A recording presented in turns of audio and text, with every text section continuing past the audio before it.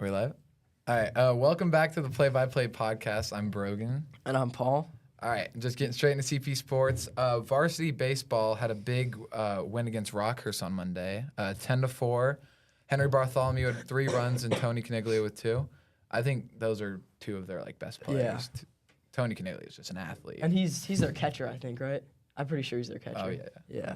And then yesterday, last night, Prep had a close game against Papillion La Vista. it went into the last inning, top of the 7th, tied up, and they score 3 runs, and then Prep 3 up, 3 down. So I think 2 pop flies were caught in a strikeout, and that ended it for Prep. yeah. But they got big travel tomorrow And St. Louis against St. Dominic at 6. at 3:45. Oh, at 3:45, and then against St. Louis de Smet at 6. Yeah, I think it's at St. Louis University's baseball field. That'd be cool actually Which to play is down playing, yeah, that'd be really cool. And then the soccer had a 6-0 victory against Omaha North on Monday. there. It was kind of a one-sided game. There were 42 shots taken on goal. Just and- for prep? Yeah, and then they didn't have the stats from Omaha North, but it would not have been that much. And then there were goals split up evenly, everyone the with the team. goals 1-1-1-1-1. 42 is an absurd amount of shots on goal. That's a lot.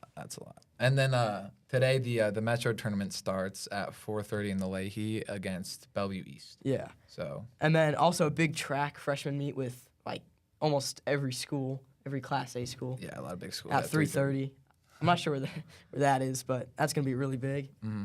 And then moving on to the NBA, coming to the end of the season, the last stretch of it, about 8 games left. The Knicks just fell to the Spurs by 4 a couple days ago. Yeah, and that ruined Jalen Brunson's 61 point game. Wimby had an That's amazing crazy. game, 40 and 20. I'd say that's more impressive than 60 by Brunson. A 40-20 by a rookie.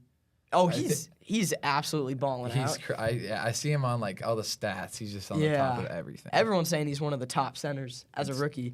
I think he's the only rookie center to get a 40-20 besides Shaq, is what I saw. Probably, I mean, yeah. Yeah, which That's is absolutely absurd. And then I think he threw the ball He and tossed it. Yeah, he just chucked it away. So, I mean, I wouldn't want the game ball if we lost in overtime either, but if you scored 61. And then 2 days later, the Knicks fall again to where against OKC, where Shea hit a go-ahead jumper with 2.6, and OKC clinches their first playoff spot since 2020. So that's huge for them since the bubble down in Orlando during COVID. And then Booker just had 52 against New Orleans. And they won by 13, 124, 111. nice. And then Warriors had a big makeup game on Tuesday. They won by 4, 104 to 100. Curry was pretty quiet, just 13, but Andrew Wiggins had 23 and Chris Paul off the bench with 14. And then Draymond Green closed out the game with a big block to put it away. To seal it. Yeah, to seal the deal. And then Luka that game had a 30, 12, 11. I think 12 rebounds, 11 assists, 30 points, triple-double. That must always suck when you have an amazing game and then your team just can't help you out. And a lot of people have been saying Luka should be in the MVP, Really? an MVP contender. But, I mean, he's putting up really good numbers. But no one's I haven't really heard much about him this season. Yeah, I mean, the Mavs aren't doing bad. They were just had a winning streak. That was pretty good. But then this, I think, shut it down. Or maybe a game before did. But, I mean, they're playing pretty good. Yeah. So, then some future games. I think tonight is the Kings versus Knicks. And they have similar records or same records? Yeah, same records. I think they're both either have 41 wins or both have 44 wins. So that should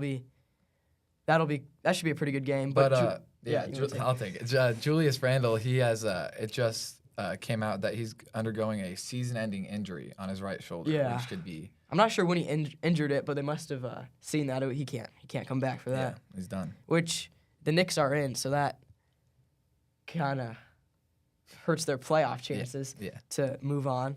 And then Nuggets Clippers tonight. Nuggets, or in the East, Boston has clinched the 1 seed. Oh yeah. So they're no matter what won the East. And then in the West, I think Denver's the 1st seed. And then it goes either OKC or Minnesota for 2 and 3. But they've all clinched being in the playoffs. Yeah, so they'll be the 1, 2, and 3 seeds. And then Golden State is now, after last game. They're 3 games up to the Rockets. But if Rockets come back, they can squeeze into the play-in tournament Okay. for the 10th seed because Rockets are 11 right now, but they're 3 games down. So I don't know if they'll do it. A lot of people think they'll do it, but I don't think they'll do it. But they play tomorrow night, Rockets Warriors. So that'd actually make it pretty close because that'd put Rockets up to 39 wins, and Golden State would still be only at 41. So it'd be a 2-point, put it down to 2 games. It'll be close. That will be close. It'll be fun. And then every team in the East.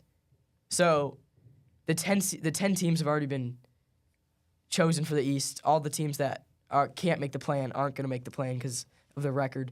So that's settled. And then in the West, it's just the Rockets fighting to get in. Okay. So. All right. And then big March Madness. Big March Madness. We're going into the Final Four. The Purdue-Tennessee game, Zach Edey shot 22 free throws, and he had 40 points and 16 rebounds. I mean, 22 free. So many people think he was. I mean, he was getting fouled down there, but I think they should have limited how many they called. 20's absurd. 22 free throws by a player. That's like Wilt.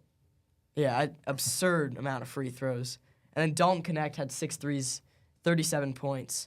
And no one else was in double digits for them. Okay, so they just kind of carried there. Yeah, I was like, because he's one of the best. I think he made either first or second team for the for the college, for like everyone in college. Yeah. And then Purdue, they had no points off the bench but one other player, but they had some decent role players. Yeah. All like that started that put up decent numbers. Mm-hmm. Oh, and then NC State's got 9 wins in a row. Coming from the ACC tournament. Yeah. They've in that stretch they've beaten North Carolina, Duke twice, and Marquette, which is a crazy stat for them. I mean, during regular season, I hadn't heard really much about them. No, they had the 10 or 11 seed going into the ACC tournament. So. And what's his name? DJ Burns. Yeah. Such a fun play. Like fun to watch. Yeah. He looks like a D lineman.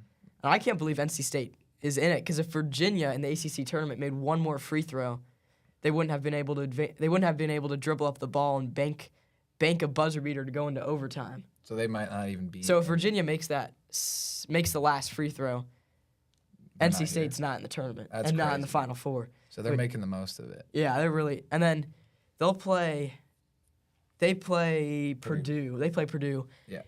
That'll be interesting. See how DJ Burns goes against. I think it's possible. I think Purdue's like, I mean, they lost multiple times during regular season to like lower seeded teams. Like, and also recent March Madnesses. They've lost last year the 16 seed first round they lost. Oh yeah. The year before that, I think they lost as the 2nd seed. So it's anyone's tournament. It's a throw up. Yeah, I think it's very possible. But I don't think many people see NC State pushing 10 wins in a row, but it's doable. We'll see. And then UConn has just been absolutely destroying everybody in the path. I mean, they had in the Tennessee game, they had a 30-0 run. No, again, not Tennessee. Not Tennessee, wait. Yeah. They had a 30-0 run, though, in their last game. Yeah, it was tied 23-23 with a minute 30 left in the half. And then in the second half, sometime it was 53-23. That is absurd. Yeah. I mean, they're just playing like an NBA team. Like, they're playing crazy. They are playing crazy. That's been a big debate. Like, if they went up against... Would beat the Pistons. Detroit Pistons, yeah. No way they would even touch the Pistons. You really think? The amount of talent... that different? Well, because I saw some video. It was about the lineups of the Pistons and who... And a lot of those players were some of the best in March Madness. Like, were on winning teams in March Madness. Like, you got to think. It's a big difference between college play. Yeah, it's not even going to be close.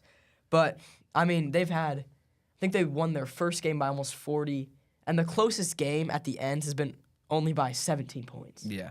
And another stat in the last March Madness where they won, and this March Madness, they've only been like losing a game for a combined total time of 5 minutes and 43 seconds. For both March Madness? all of last year March Madness and all of this year. That's crazy. 5 minutes and 43 seconds. So I mean, they are just not letting up. They are just not giving anyone a chance. It's looking like a run back of last year, but I mean, you never know. Yeah, because they'll play Bama play Bama, and then they'll either play Purdue or NC State. If they win, yeah. I mean, they were the favorite to win it. I think like either 30% of people or 40% of people chose them to win the whole tournament before it started. So yeah, and then Bama, they had a big win over the 1 seed earlier, against North Carolina. Yeah. 2 starters combined for 82 of their whole 89 points. That's wild. So 7 points from three other starters and then players off the bench too. Yeah. It's pretty wild. And then had a win over Clemson, led by Mark Sears, and Jaron Stevenson had 19 off the bench. So who are you calling in the championship? I mean, I think I'm looking like NC State and UConn. Over Purdue? I think so. I mean, okay, I don't really think so, but I'd like to see that. It'd be fun to watch. 2 1 seeds in the Final Four. In the finals, never. Versus an 11 seed making it. But that'd be cool. At the same time, though, I think I'd rather watch Purdue and UConn just because I feel like it'd be nice to see NC State in the finals, but then like I don't think they can perform against UConn. I really don't. I think for the fun of it now, NC State. But if we want to have a good championship game coming this Monday, I think it'd be better UConn versus Purdue. Yeah, but so we giving Bama no chances? Yeah, no. Just UConn just run through them? I'm gonna choose UConn wins it all. Yeah, no, that seems possible. It's a little boring, but that's kind of what it is. Back to back would be absolutely wild. Yeah. I mean, and they also have a chance to win the women's. Yeah, and then the women's. They have NC State and UConn are both in it. A lot of people are just saying South Carolina because South Carolina hasn't lost a game all season. They're 36-0. Dang. And then I think it's South Carolina versus. I think it's South Carolina versus UConn, then Iowa State versus NC State. I could be wrong, but I think that's right. And then Caitlin Clark just had an absurd game with 41 points. LSU. LSU, yeah. And with Angel Reese leading them. Everyone was saying it was just like a 1v5 game. Yeah. They earlier in the season, LSU beat by like Iowa 4 State, 6. but yeah, it was very close. And what's her name? Angel Reese. Yeah. Was kind of trash talking a little bit. A little Caitlin cocky. Clark, but she got her get back. Which is good for her. So that'll be fun to watch. The amount of viewers that is skyrocketed for women's college basketball. I've heard. I never hear it talked about ever until this. I mean, not just this March Madness, but this year has been so much of how good Caitlin Clark's been playing. It's crazy. She's like brought in so much viewership and all that. I hope it sticks. It's kind of cool to see. And when she goes to the league, hopefully hopefully she's still getting the league. Hopefully it transfers. Hopefully it's still And then we got. I mean, that's it for March Madness. And then we've got one trade in the NFL. We got Stephon Diggs to the Texans for a 6th round pick and a 5th round for next year. 6th round this year. 6th round this year, 5th round next year, which is absurd. I think it's crazy. I mean, it's the best receiver. I mean, I don't think he had the best season last year, but I'd still say he's the best receiver on the Bills. And their running game's not anything special. So I just don't know what they're really thinking with that. You were saying how Texans had was going to be one of the better teams now with this. Even before that, their offense was going to be absurd. They just got Joe Mixon, and their defense too, Will Anderson, and now with Stephon Diggs, they could be looking scary. Yeah, Texans are definitely going to be a threat next year. But that'll do it. That's about it.